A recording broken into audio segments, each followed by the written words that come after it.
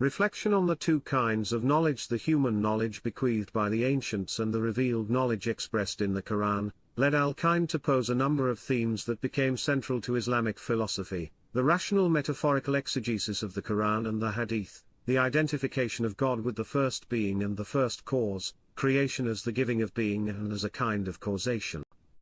The world exists by the will of God alone and not as he and Plotinus claimed, and it is not autonomous but in utter submission to its creator. Ibn Rushd I, or Averroes as he is known in the West. 1. The history of Islamic philosophy is complex, but in general, it started with the translations, though incomplete, of the work of Plato and Aristotle. Below is a brief history of so-called Islamic philosophy which is alien to the Islamic concepts and perceptions. Al-Kindi was the first Muslim to translate the work of Greek philosophies, but it has been shown through his writings of Plato and Aristotle, that he was technically weak and was not fully familiar with their writings. This might be due to the fact that what arrived at his hand of Hellenistic authors were fragments and not the complete work.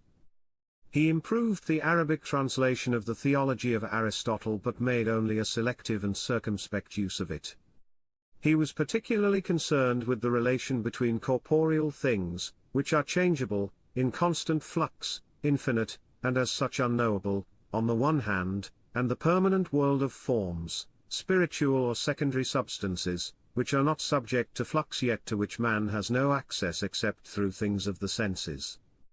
He insisted that a purely human knowledge of all things is possible, through the use of various scientific devices, learning such things as mathematics and logic, and assimilating the contributions of earlier thinkers. The existence of a supernatural way to this knowledge in which all these requirements can be dispensed with was acknowledged by Al-Kindi. God may choose to impart it to his prophets by cleansing and illuminating their souls and by giving them his aid, right guidance, and inspiration, and they, in turn, communicate it to ordinary men in an admirably clear, concise, and comprehensible style.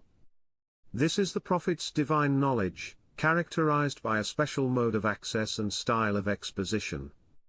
In principle, however, this very same knowledge is accessible to man without divine aid, even though human knowledge may lack the completeness and consummate logic of the prophet's divine message.